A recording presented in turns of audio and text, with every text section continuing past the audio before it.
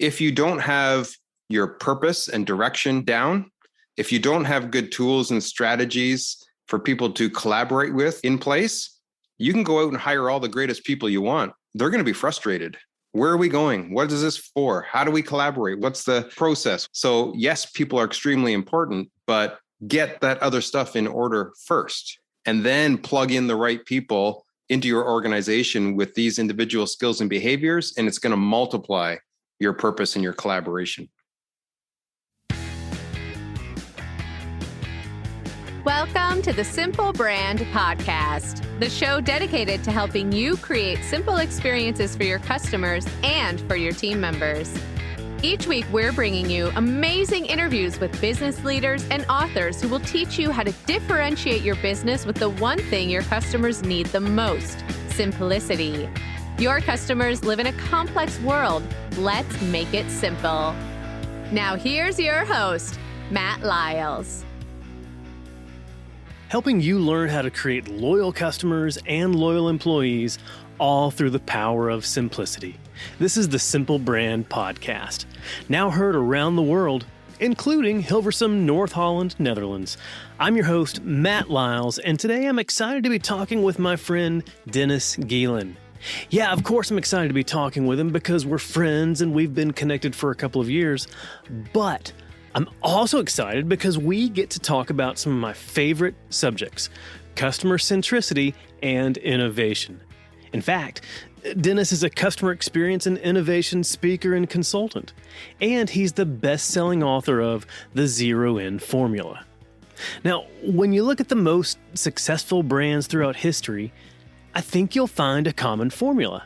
And at the foundation of that formula is an equal and integrated focus on being both customer-centric and innovative. Now, what's interesting is that sometimes I'll hear experts go all in on talking about being customer-centric, or I'll hear other experts go all in on talking about being innovative. But rarely do we hear anyone talking about an equal and integrated focus on both of those. But when you look at some of the most successful brands today, that's their focus.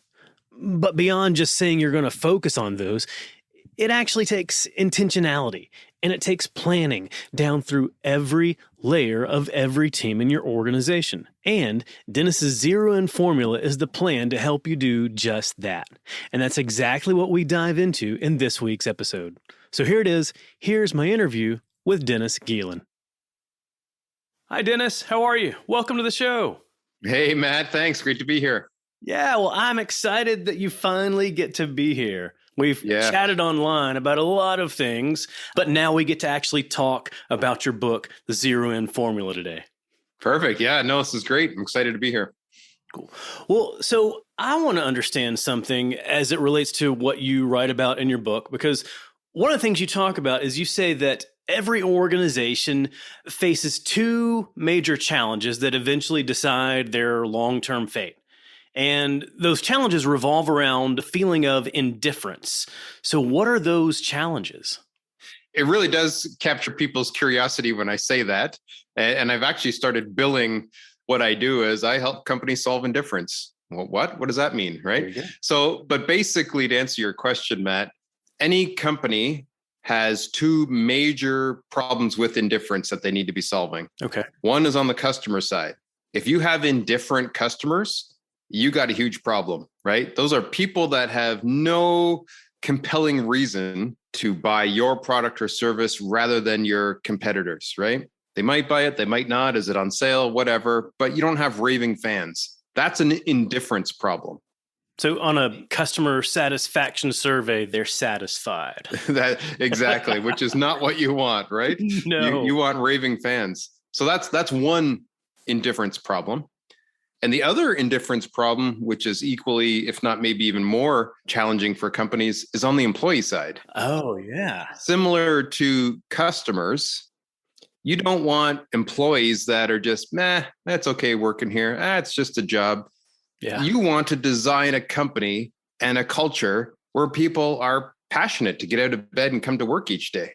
So that's really what, as a founder, as a growing company, as a CEO of a large organization, let's focus on two things: indifferent customers, indifferent employees. If we can solve those two challenges, we got a great business here. Oh, absolutely. So should you solve one before the other, or do you think you need to solve both at the same time? Yes, they do go hand in hand. And in the book, I kind of go through, well, here's the formula for creating such a business. And really, everything should resonate and really apply to both your customers and your employees. So I wouldn't suggest, hey, let's just go after some great customers and who cares who we hire? Or, hey, let's just hire a bunch of smart people and who cares if we're delivering a great customer experience? No, you want both at the same time. Gotcha. So then how do you solve it? Yeah. So transition into the book to say, well, in order to be a company that really does solve indifference, you really need to root your company around two things. One is being as customer centric as possible, and the other one is being as innovative as possible. And when you put those two things together, now you have customer centricity, meaning we actually know our customers, we care about our customers, we're in tune with our customers, we create a customer experience, we grow with our customers. Everything we do is around our customers. So that's the customer centric side. But then there's the innovative side where, hey, we're not okay with the status quo. Our customers are going to change. Our customers are going to grow. The market's going to change. Technology is going to change. We need to be a company that's innovative so that we're not just lagging behind. We're getting out front. We're trying new and different things. We're trying to find other ways to serve our customers. And we create that culture and that mentality inside our four walls of, hey, we're always looking at new and better, and we're pushing the needle. So I think when you do that, when you can root yourself in being customer centric and innovative, now you are appealing to both your customers and your employees. They want to work at a place like that. Oh, it's true. Yeah. Well, and I love how you put equality with both of those. It's being customer centric and innovative. And I think even say like customer centric innovation, really. Yeah. Because you can be customer centric today, but if you just stick to what you're doing over the next span of a couple of years, things are going to change in a couple of years. Yeah. And then you're not going to be customer centric a couple of years from now because you didn't evolve and innovate to meet those changes. Right.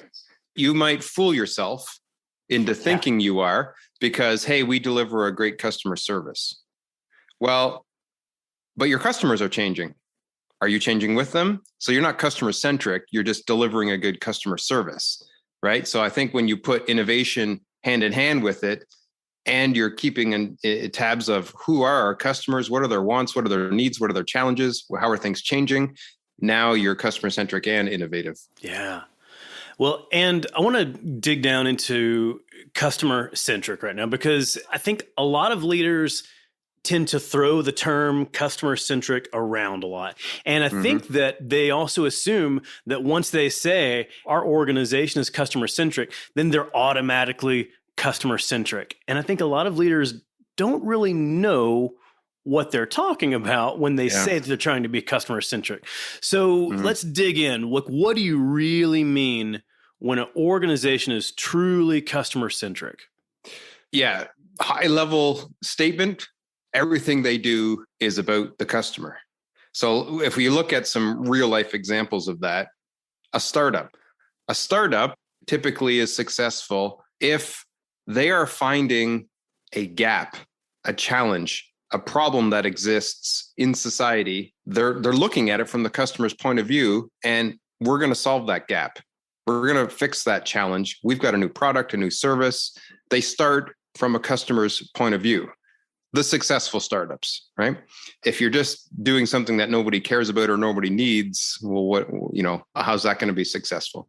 If you look at it from a larger company point of view, okay, maybe you've been around 10, 15, 20 years. Maybe you've got 100, 150, 500 employees in the company now. That's a very different mentality. It's a very different mindset than that startup. But you can still invest in understanding your customers, right? Interview them, survey them, talk to them, use your own products and services to see what it feels like to be a customer, right? And make that a focal point of what you do in your meetings. Talk about it. If you've got a product and you've got product teams that are tweaking, make sure the customer's voice and point of view is represented in those meetings. That's customer-centric. Gotcha. And I think so many customer experience problems can be solved today if our company leaders just simply went through the process of what it looked like to be a customer. Yeah. There's a lot of smart people that run businesses, right? Right. A COO, a CMO, a CEO, a VP. You don't get there by not being smart. But I think what happens, Matt, over time is those successful startups that were focused, that knew their customers and their challenges and their wants and their desires, those companies start to be successful. But then they have to get more successful. They have to scale. They have to break into new markets. They have to watch their expenses. They have to improve their marketing. All of a sudden, the focus goes from being outward to very inward. Okay, we need KPIs. We need goals. We need strategies. We need roadmaps. And those things are all good. I'm not saying they're not, but when the customer is forgotten or left behind, and those things start to come to the forefront and take over your meetings and your strategies and your discussions, that's when you lose that customer centricity. Again, smart people, business savvy, but it's so easy to get caught up in being inward focused as the company grows. And I think that's just a lot of mistake companies run into as they grow over time. I think so. And I think along with that comes a very siloed focus. You talk about how as companies grow, their focus starts to become more inward. And then with that, I think each leader over each functional area has a tendency to focus on their area first. Yeah. What is our team's KPIs? What is our team's goals? And then you'll start to see maybe some of these functional areas that aren't really customer facing. I think they're the ones that tend to lose sight of the customer first. Yeah. Yeah. It becomes, what does success look like for our team? Yes. Rather than what does success look like for the company, let alone what does success look like for the customer? Right. For the customer. Yeah. Well, and so along with that, I think to me, still today, we're better, but I think we're still at the point where it seems like most companies haven't operationalized customer centricity or even innovation. And it seems like they usually do it on an ad hoc basis. Maybe they'll form a team to tackle or solve a problem for a short-term period. Mm-hmm. Why do you think this is? It is a deep subject. I actually had a debate about this topic at the CX conference a few months ago. I think I was on a team of a couple people, and we had to debate one side, and I think it was Nate Brown and a couple people on the other side, and we had this debate live in front of people, and we just had to pick a side. Debating with Nate. Yeah. It was fun, but it was really this topic of, should CX be widespread across the organization, or should CX be its own distinct function or department? And it was a great discussion, great topics on both sides, but I think that's really where the crux of the problem lies. In both cases, you can make some major mistakes here. If you make customer experience its own isolated department, does that department have the power, the authority to be able to influence the other departments and make sure the customer's voice is being included? Or is it, oh, that's their problem, the CX guys will handle that, right? Yeah. Yes, you've now got a group of people who are good at it. They're paying attention to it. They've got their own CX KPIs, and it's part of the company strategy and what you do, but are they siloed, right? So that's one problem. Yeah. If you try and make customer experience something that is just embedded within the entire organization, well, you're up against what you had just said before. Well, every department has their own idea of what success looks like. Do they actually care enough about the customer experience if there's not somebody really leading that? If it's, hey guys, embed this in what you do, but it's not really being enforced or pushed down from above. It's not really within the fabric of the company. You end up with, like you said earlier, yeah, we're customer centric in name only, right? So there's challenges on both sides. Oh yeah, or your team gets to define what customer centric means in your team. To you. Yeah, great point. So what was the result of the debate? Was there a clear winner? I think if I recall correctly, my team won. Congrats. And we had to argue that CX should not be its own distinct discipline with its own CX leader and CX team, which is weird because I've been a director of customer experience in the past. So I was kind of arguing against my own job. But ideally, it shouldn't have to be something is set aside, which is what we were kind of saying. In the ideal situation, it is within the fabric of the company. It's within your values, it's within your purpose, and it's something that everybody is passionate about. That's the ideal situation. It's getting there that's hard. I think so.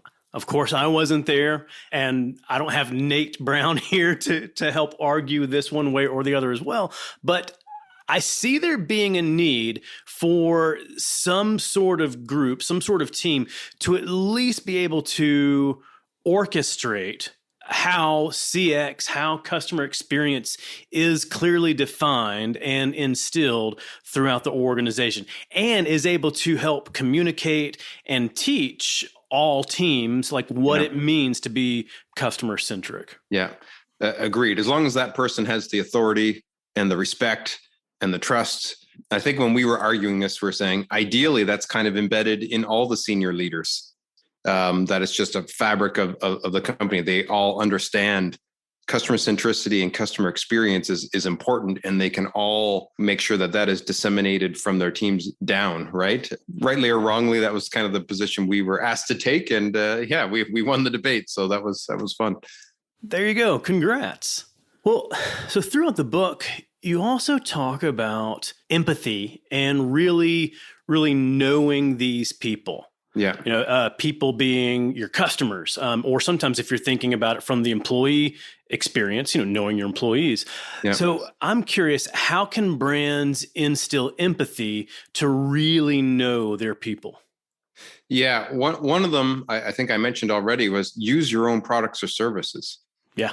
To me, the definition of empathy is to feel what somebody else is feeling.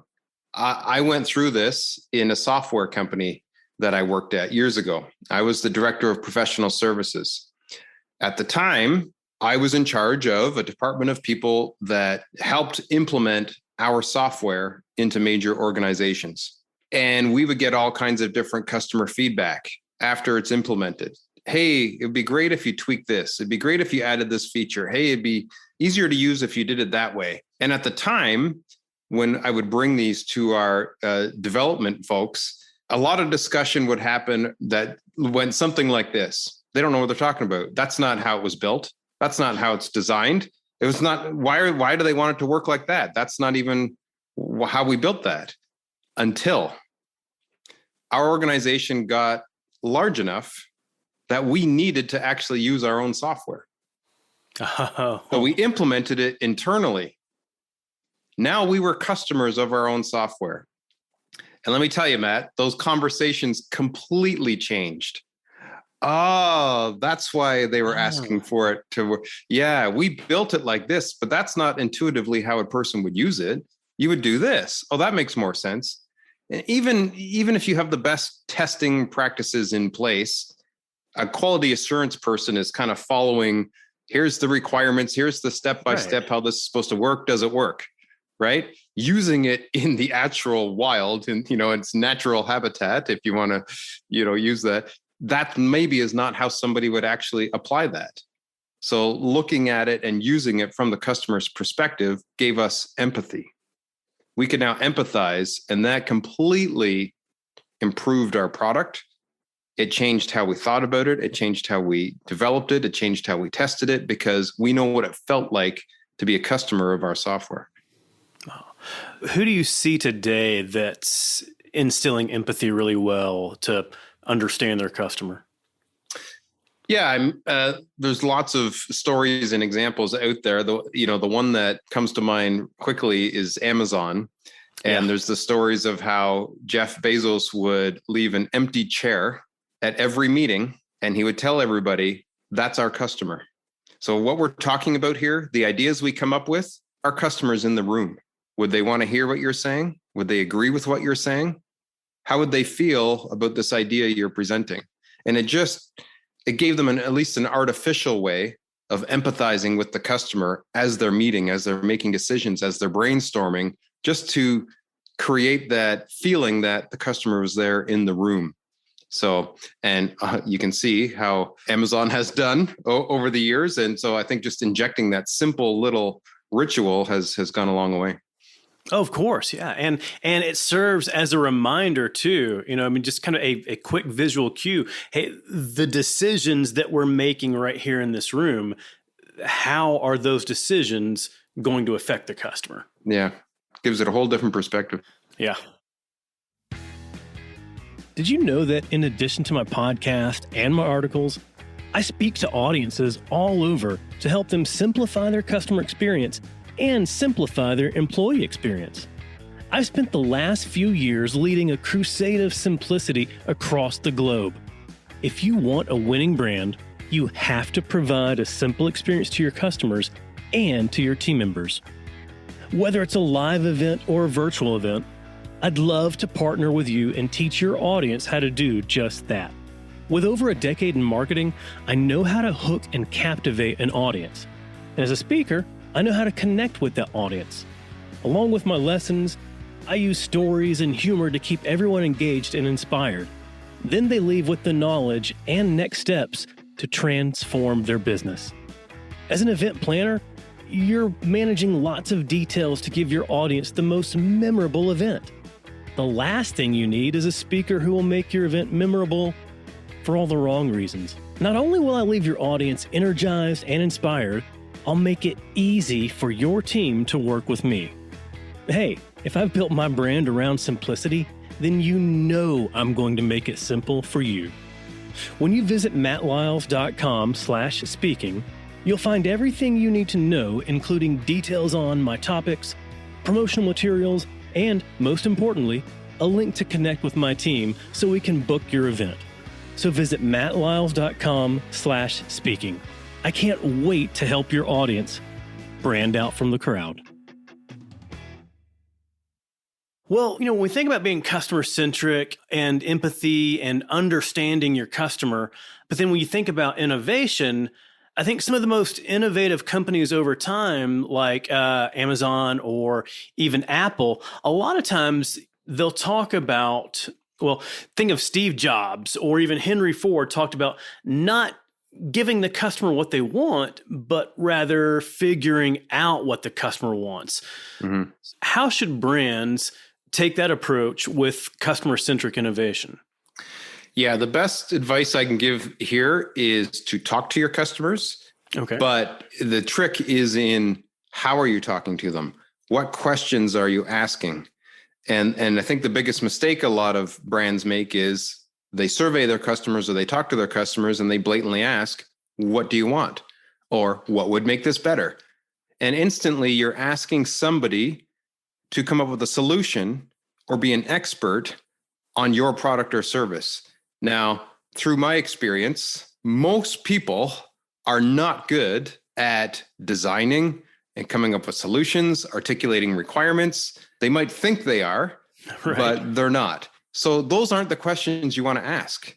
What you want to ask is, you want to find out all about the psychology of your customer, right?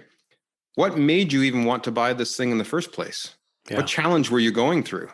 What was the job you were hiring our product or service to get done, if you were to use jobs to be done language, right? And then how did you go about looking for a solution? Was it online? Did you talk to friends? Right? You're starting to learn, you're getting into their head. Now, how did you stumble on us and our product or service? And what was it that made you want to buy our product or service?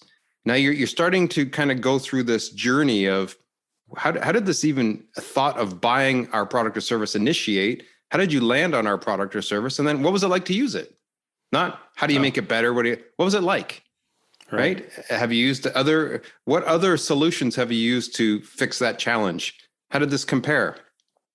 And now you just start drawing out trends. You start looking for, ideas from that. Instead of blatantly asking, what can we do different or better? You have to kind of infer that through all this analysis of those conversations that you're having. Oh, yeah.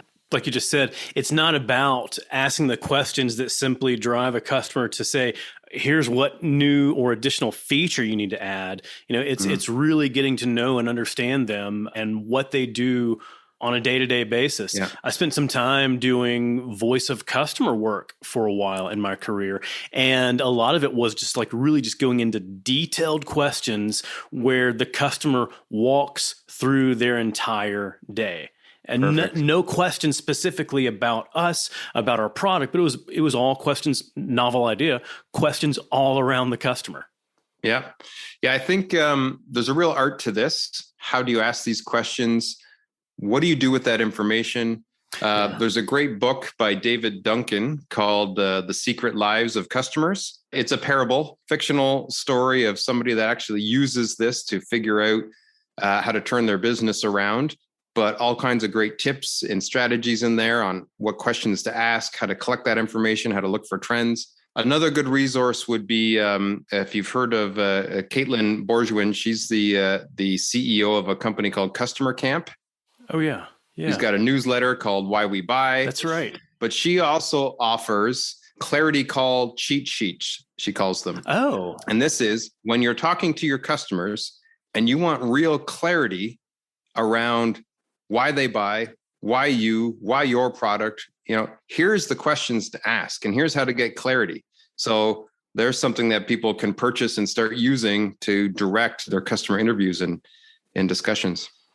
I need to put a link to that in our show notes, and I need to go check that out. I do follow Caitlin online. I follow her on Twitter, and so whenever I notice any of her threads, I always stop and I'm like, okay, this is going to be good. There's going to be some great lessons.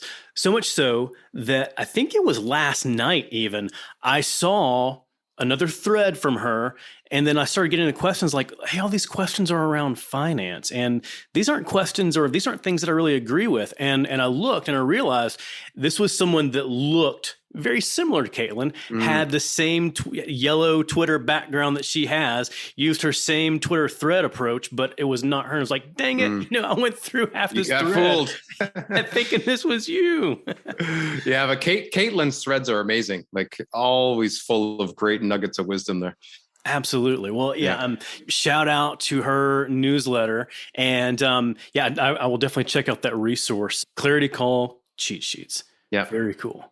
All right. So when we think about knowing our customers, a lot of times, a lot of that can come through the data that we have on our customers. Yep. And I'm curious where the extreme or where the boundary lies in that. Because if we think of the documentary, The Social Dilemma, think about the tech giants, the social media giants, and we know that they have a lot more data on us than we would like for them to have. Yeah. So I'm curious, is there a sweet spot that brands can be in to help them be customer-centric without going to the extreme? Yeah. Initially, when people hear data about me, their mind typically goes to privacy. Well, I don't want people knowing my banking information. I don't want people knowing my passport number. I don't want that type of stuff. And yes, that's a concern, but most brands aren't looking for that type of information. What they are doing is looking at your habits, right, and intentionally testing your habits. So in like the Social Dilemma documentary, it's like, man, you go on any different social media platform and it's throwing stuff at you to see what sticks. Oh, he or she likes that type of post. I'll add more to his or her feed. Oh, they stopped and watched that video. I better show them this video that's similar. To me, that's just as dangerous as somebody knowing my private information. Oh, yeah. Right? Now you're getting into my psychology and you're even impacting my psychology. You're impacting how I think. You're impacting what I see or what I think is real. So I don't know if there's a good direct answer to your question. What's the right level? I mean, of course, it's good business practice to understand your customers' habits. It's good business practice to know what resonates with your customers and not. But as we saw in the social dilemma, has something like Facebook taken it so far that now it's impacting how you think? Where is that line? I don't have the answer to that. Gotcha. And so even just this week, I saw something related to this where I think Walgreens had shared information with Enfamil, I think I'm pronouncing that right, baby formula maker. Yes. And all of a sudden you had Walgreens customers that had simply bought a pregnancy test at Walgreens. Yes.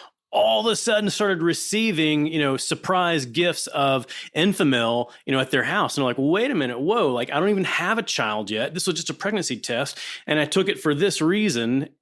And at the same time, we're in a period where there's a huge shortage on formula and you're just sending formula willy-nilly to everybody. Yeah. So that would be crossing the line to answer your question. I think so. They made a big inference that, hey, you bought a pregnancy test.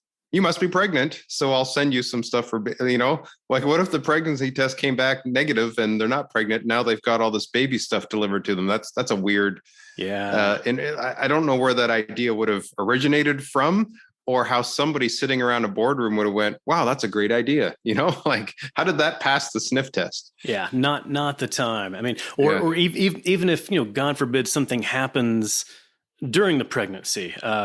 So yeah, I think they could have rethought that approach. Yeah. Or how the pregnancy came about. Well, right. That too. Yeah. Wow. Yeah. Let's shift to the other side of the equation for a bit. Let's talk about innovation. And you lay out 5 principles of teams to instill innovation. So can you walk me through those principles? Off the top of my head? Sure. Well, first one is understanding your customers, I believe. There you go. If you're not starting with being customer-centric, then it's just innovation for the sake of innovation, right? You can come up with all the cool ideas you want. You can come up with neat gadgets. But if nobody needs them, if they're not solving a problem, if there's not a market for them, if it's not derived from understanding the needs of your customers, you got a problem, right? Another one would be diversity and inclusion. And I know that's maybe a bit of a buzzword right now, but when it comes to innovation, this is extremely important. If you just have a bunch of people sitting around a table that are very similar, they have similar perspectives, similar backgrounds, similar skill sets, you're not going to get a bunch of great ideas. You're going to get a bunch of similar ideas. And to really instill innovation, you need different perspectives. So what that looks like in a company is you want people from different parts of the company involved when you're brainstorming. You want somebody that's been there for 20 years and somebody who's been there for 6 months. They're going to have different perspective, right? Somebody from sales is going to have a different look at something than a person from the operations part of the company, right? Oh, yeah. People with different ethnic backgrounds are going to approach something from a different way. So that's the diversity part. But then the inclusion part is making sure that everybody around that table does have a voice. And it feels to them like their voice is important. So it's not just important just to have them there and have them at the table, but it says it's equally as important to ensure that their voice and their perspective is heard. Exactly. The best way I've ever heard this put was, if diversity is like being invited to the party, then inclusion is being asked to dance. Oh, nice. You can invite as many different people to a party as you want, but if they don't feel included when they get there, if nobody's asking them to dance, nobody's asking them to participate, that's the purpose of diversity. The inclusion has to go with it. So it's the same thing in innovation. There's no bad ideas in the beginning. There's no, don't listen to that person. They're from sales. You know what I mean? Everybody's perspective should be valued, because in the beginning, it's all about getting as many ideas as possible. You'll whittle them down later to the best ideas. You'll refine them. But to get real good innovation going, you need lots of ideas, and that only happens from lots of different perspectives. So diversity and inclusion go really well together. Another one I think that I had in the book was practicing this and really instilling this mentality ahead of time. So, and what this really looks like is putting yourself outside of your comfort zone. For example, when I'm coaching teams about innovation, I will encourage them that when you're not in a brainstorming session, you need to practice getting your brain outside its comfort zone, because that's when the best ideas happen. You can't just pop into a room and say, okay, we're going to brainstorm now. Everybody think outside the box. It takes practice. Right. So when you're not in those meetings, how are you intentionally putting yourself outside your comfort zone just to get your synapses firing? So what that could look like is a great example here is when people aren't working from home and they're actually driving to the office. Human nature typically is, here's the route I take to get to the office every day. Here's the parking spot that I like to park in every day, because I've just designated that's my spot. It feels comfortable. What if you took a different route intentionally? What if you parked in a whole different part of the parking lot? What if you went on a hike and you took a different trail than you normally would? What if you switched up your morning routine? Just getting yourself, even those subtle ways outside your comfort zone, means your brain is now forced to experience things differently. And that's what gets things going. That's what gets your synapses firing. And that's how you practice getting in that frame of mind. You don't just hop into a meeting room and say, okay, let's brainstorm, right? Oh, yeah. If you think of innovation like a muscle, then you've got to be consistently exercising that muscle in order to grow it. You're not going to be able to deadlift or bench press like that big weight when you really need to if you haven't been exercising consistently already. Yeah. So you've got the customer's perspective. You got yourself in this mindset. You got different perspectives around the table that are included. Now you want to really test out these ideas. You want to pilot them. You're going to come up with a bunch of different ideas that sitting around this room, we think these are awesome ideas. But what really is going to say if it's a good idea or not is the customer. So instead of spending all kinds of time and money and effort implementing this great new idea that you came up with, how can we spend as little amount of time and effort and money to pilot it? So piloting, whether that's a minimum viable product, whether that's a test run, whatever, just for the sake of getting instant feedback. That's what we want. Is this resonating? Is this idea as good as we thought it was? What kind of feedback are we getting when we pilot this and test this? Boy, we dodged a bullet there. We didn't spend millions of dollars in 12 months trying to build and implement something. We built something really quick and small, and we got instant feedback and saved ourselves all kinds of time and money. Now we can tweak and do that again. Right. So, and then that's the last one is getting ready to tweak and repeat. It's a series of small iterative events, not a big go big or go home.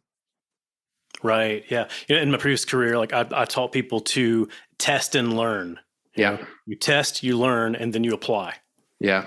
But I've seen it happen so many times. You have a brainstorming session. At the end of it, everybody's so pumped. They're just jacked about this new idea. And then it's great. Who's the team we're putting together to go build that and implement that and get it out there? And not even thinking, how do we just test this idea in front of some of our customers to see if it works? The excitement just takes over. So, yeah, I mean, like we all think it's a great idea. So obviously it's a great idea. And obviously the customers will love it too. Yeah. Not always the case. Exactly. Well, when we look at either whether you call it the bottom or the end of your formula, you add a layer that I don't think enough organizations add, and that's a focus on individual skills and behaviors.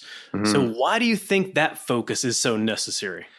Yeah, I mean, in order to be customer-centric and innovative, there are certain traits, certain skill sets, certain behaviors that you're looking for in people. Not everybody's customer-centric. Not everybody's innovative.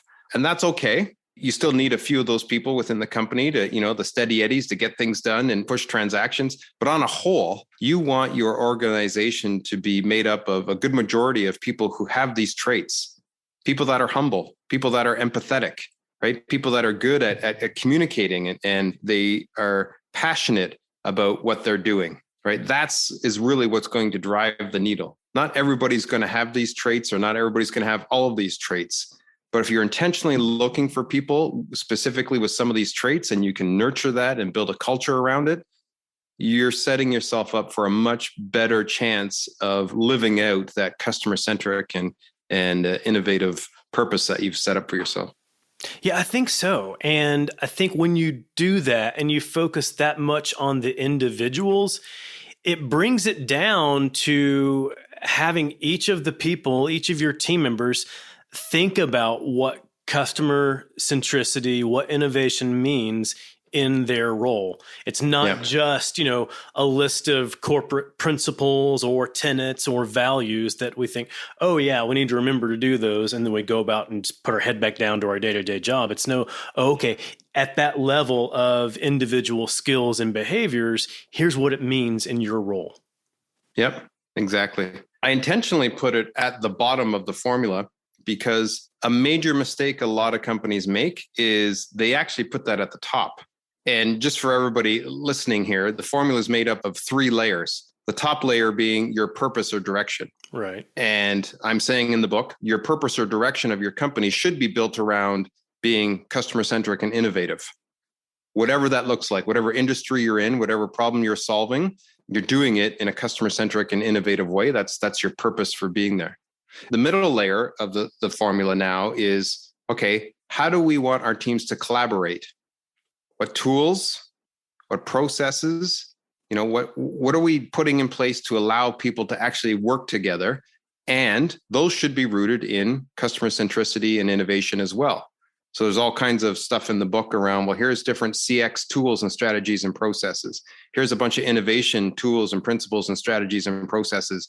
Root these into your company so people get used to collaborating in a customer-centric and innovative way. And then finally, the people. And I have had some backlash from different people who say, well, why are you putting people at the bottom? Shouldn't they be the most important? And my argument to that is no. If you don't have your purpose and direction down, if you don't have good tools and strategies for people to collaborate with in place, you can go out and hire all the greatest people you want. They're going to be frustrated. Where are we going? What is this for? How do we collaborate? What's the process?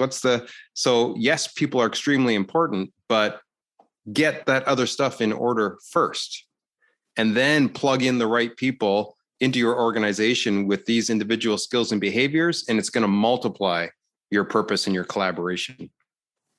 Oh yeah, because you've got to be able to have that guidance system for people to know where they're going, where they're heading. And you've got to have the structure and the systems and processes and tools in place to help them get there. Otherwise, you're right. I mean, you may have some really high-performing people that will come on your team, and they may do well initially, but I think they'll get frustrated from not knowing where they're going, or not having the right tools to get where they're supposed to go. Exactly. And we see that all the time. The best analogy I give that really kind of strikes this home, I think, for people is if you take rowing as an example. Say you have 2 different rowing teams, and there's a leader that is in charge of selecting a rowing team, having them train, and enter into a race. The first leader of a rowing team says, I'm just going to go out and find the best athletes I can. That person is starting with the people part. I'm just going to go find the best athletes, and that'll be great. But they don't learn how to row in sync, right? That collaboration's not there. You got the other leader who says, okay, I'm going to spend a lot of time really, really focusing on technique, on how do we row in sync? How do we make this smooth? How do we really work as a team? Now, even if that person doesn't get the best athletes in their boat, if they're all working together in tandem, in sync, that boat is going to go way faster than the other boat full of athletes who are out of sync. Oh, yeah. And then the very top layer, then, the purpose and direction. What if the boat is not even pointed towards the finish line? What if you have great athletes, they're all working in sync, and they're all making that boat row really fast, but it's going in the wrong direction? Yeah. they're not going to win the race. They're making great timing, but they're going the opposite way. Exactly. And I bet you a lot of companies feel like that. We are efficient. We're getting lots of stuff done. Everybody's working hard. Is the company moving forward? Are we making a difference? Are we attracting new customers? No, but we're working really hard and we got a great group of people. Well, maybe you need to really nail down your purpose and direction so people know what they're working towards, right? To me, that's number one. Purpose and direction, then team collaboration, then individuals. There you go. And that makes sense. That's why the formula is laid out that way. Yep. All right. So once a leader has their eyes open to what customer centricity really is, and they may start to ask, okay, I'm not sure, are we customer centric enough? So what are some of the steps they can take to know if they truly are customer centric? Yeah. Do they have metrics and KPIs and goals around customers, around understanding their customers, around customer satisfaction, around NPS? Do they have projects and initiatives in place around customer experience and journey mapping and voice of the customer, right? Are these things actually built in to what they're measuring and what they're looking at every day? If the answer is no, hey, we've got revenue targets and we've got expense ratio targets and, qualified marketing leads, and none of those are built around understanding our customers. Where's the customer in all those metrics? So that's one way of looking at it. Do they actually use their own product or service? Or do they talk to people who use their product or service? Are they intentional about doing that? The answer is no, probably not very customer centric. When they're doing brainstorming sessions, assuming they do, and they're looking for new strategies, new revenue streams, are they starting from looking at the customer's perspective? If the answer is no, you're probably not very customer centric then. So those are, three simple ways that somebody can look at their company and say, are we actually customer centric, or do we just deliver good customer service? Yeah, there it is, because customer service does not mean being customer centric. Yeah, it's one small piece of the pie. Absolutely. All right, Dennis, I have learned a lot from you, but I know we've got to wrap it up. I've got one last question for you. If you were to create a 5-song soundtrack for the zero-in formula, what songs would you include? Good one. Okay, so I'm going to look at this from the process of writing the book itself. Nice. Yeah. The journey I went through writing the book, The Zero-In Formula. So I would say in the beginning, I was full of eagerness and motivation and determination. So the song that would have been playing in my head early on would have been I Won't Back Down by Tom Petty, right? I've got this. I'm not going to back down. I'm going to write this book and it's going to be awesome. But then something happens a few months in. It gets hard. You start to doubt yourself. Are people actually going to want this book? Is anybody going to read this book? Is this book any good? And I have to start telling myself not to worry. So at that point, the song Three Little Birds by Bob Marley would be playing in my head, right? Don't worry about a thing. Everything's going to be all right. Just keep going, right? And then I finally get some motivation back, and a few chapters in, I'm seeing some progress here. Don't Stop Believing by Journey, right? I'm back on track. I've got this book going. But then, you get close to the end. You're several chapters in, but you're not at the finish line yet. Man, this is a lot of work. In fact, this has been a Hard Day's Night by the Beatles, right? I've been working like a dog trying to get this book written. And then you finally get it published. It's out there. It's in the world. It's been a long time running by the Tragically Hip. Oh, but it's well worth the wait. Nice. And kudos to you for using the Tragically Hip with your Canadian background. I'm Canadian, eh? Of course. Had to throw that in there. Nice.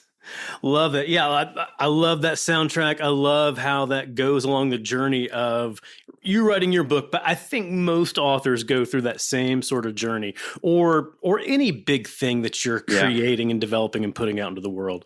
Love that. Yeah. Well, Dennis, I've learned a lot from you today, but where can we go to learn more? Yeah, so the Zero-In website is www.zero-in.ca. You can find everything about the book. There's an online course. There's my consulting list of my clients on there, everything about me. So the Zero In website is a great place if you want to learn more about Zero In or the book. Or you can always just connect with me directly. I'm most active on LinkedIn. So if you look me up there, Dennis Geelen, happy to connect and chat with people all the time. Excellent. Well, thank you for that. Well, Dennis, I have enjoyed this. I've enjoyed our conversation. Thank you for being here today. Yeah, thank you so much for having me on, Matt. Real pleasure. I hope you enjoyed my discussion with Dennis Geelen. So go and learn more from him at zero-in.ca. And be sure and check out his book, The Zero In Formula. It's going to help you learn how you can create an equally customer-centric and innovative organization.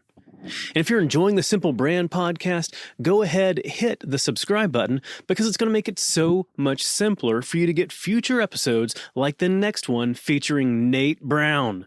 Nate's the Senior Director of Customer Experience for Rise Virtual Solutions. But beyond that, he's really one of the biggest experts in the customer experience industry. I say he's an expert, but Nate proclaims himself more of a perpetual student of the world's greatest experiences who simply shares his learnings with the world. And in line with his nature of sharing his learnings, Nate's also the founder and head of CX Accelerator. It's an online community of customer experience professionals all sharing their learnings, their guidance, and their mentorship with each other. And of course, Nate and I discuss lessons on having a frictionless, seamless customer experience that helps your brand stand out.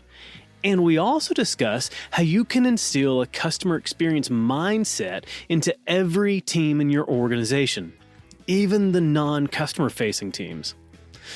So go ahead and subscribe. You'll automatically get Nate's episode as soon as it's live. Until then, keep it simple. Thanks for joining us for this episode of the Simple Brand Podcast. Want to make your listening experience simple and automatically receive each new episode? Visit our website, simplebrandpodcast.com, where you can subscribe to the show in iTunes, Spotify, Stitcher, or wherever you listen. If you're finding value from the Simple Brand Podcast, leave us a rating or review. That helps us get the show to the ears of the people who need it most. Be sure to catch Matt right here next week. Same Matt time, same Matt channel. Until then, keep it simple.